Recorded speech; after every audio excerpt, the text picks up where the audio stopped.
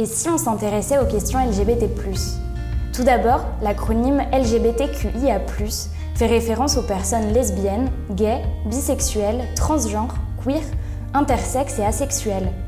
Ces termes regroupent 4 grandes notions. Le sexe anatomique, l'orientation sexuelle, l'identité de genre, l'expression de genre. Le 17 mai 1990, l'Organisation mondiale de la santé a retiré l'homosexualité des maladies mentales.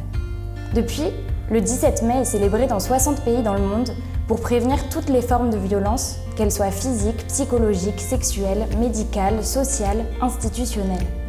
Malheureusement, 69 États dans le monde répriment encore l'homosexualité. Et dans 11 pays, les relations homosexuelles sont passibles de la peine de mort. La transidentité, quant à elle, est sortie de la classification internationale des maladies de l'OMS depuis 2019 et est entrée en vigueur seulement en 2022. Pourquoi intégrer le sujet LGBT+ au sein de votre entreprise ? Contrairement aux préjugés, la vie des personnes LGBT+ ne se résume pas uniquement à leur vie sexuelle.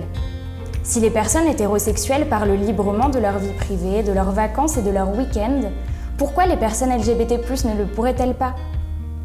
L'entreprise a une obligation légale de santé et de sécurité de ses salariés. Or, le climat au travail s'avère encore difficile pour les personnes LGBT+, avec des expressions LGBT-phobes qui perdurent, des discriminations encore très présentes. 53% des LGBT+ ont déjà entendu des expressions LGBT-phobes au travail.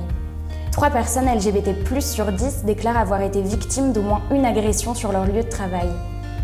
Un employé LGBT+ sur 4 déclare avoir été victime de discrimination de la part de sa direction.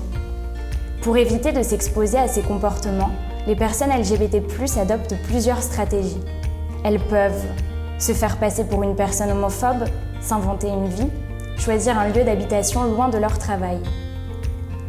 Comment développer un climat inclusif en faveur des personnes LGBT+ au travail ?